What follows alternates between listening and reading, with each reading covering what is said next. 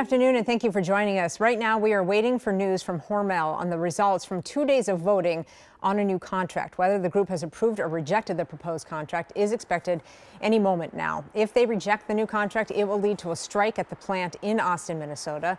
Employees want a significant raise and more secure pensions. For the past week, they've been on the job without a contract.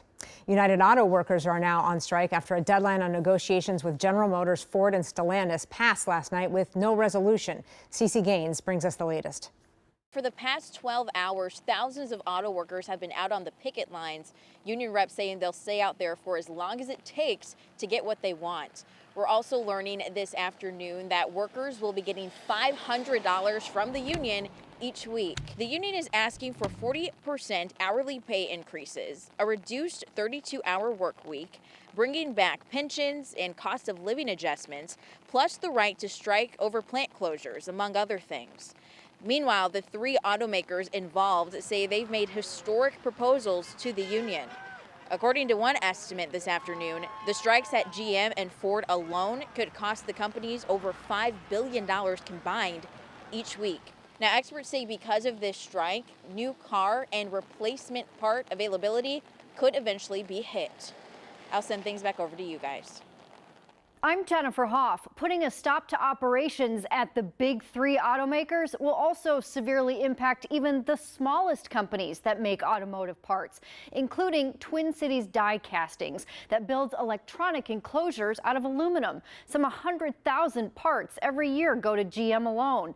It says it could lay off temporary workers as well as cut overtime for its 200 employees if those auto workers strike.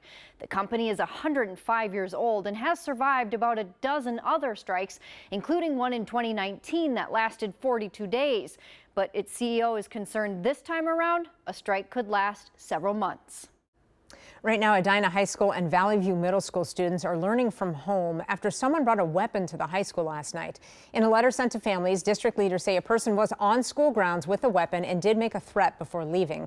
Officials say the person was not inside the school. Officers have been investigating, and today they are working on some leads. We're expecting updates from the school as they learn more.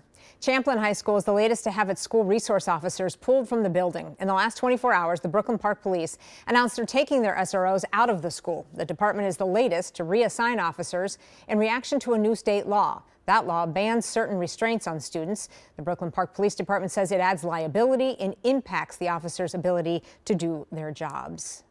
New at noon, one person is in the hospital after a barn caught fire in the township of Franklin early this morning. Crews from Wright County got to the Steeple View Farm and Equestrian Center about 2 a.m. Deputies quickly began helping employees at the farm get the horses out of the barn. One of the employees was hurt and taken to the hospital, but is expected to be okay. Right now, it sounds like none of the horses were hurt. That fire is being investigated by the state fire marshal. And today, investigators will be back at the former Hastings Creamery to figure out what caused a massive fire there yesterday. Part of the historic century-old building was destroyed. 9 crews were called in to help keep that fire from spreading and avoid any further damage. Still, neighbors say the loss is hard to accept. It was sad to see it empty, closed, but now it's really sad to see because they'll have to take it all down. The owners of the creamery shut it down 2 weeks ago after months of struggling to meet state wastewater standards. There were still hopes of restarting it until the fire started. Well, in just days, Planned Parenthood in Wisconsin will once again provide abortion care for the first time since Roe v. Wade was overturned. On Monday, care begins again in the state's biggest cities, Madison and Milwaukee. The change comes after a judge ruled a state law from 1849, the same year Wisconsin got its statehood, does not apply to voluntary abortions. It's been more than a year since abortions were stopped across Wisconsin under that ban. Well, we're taking a live look now at a gloomy St. Paul this morning, if you can even see it out there. We started the day a little bit rainy. Skies are going to clear up, though, for the weekend, according to Mr. Ben. Yeah, it looks like by this afternoon, Rena, we are going to see some sunshine.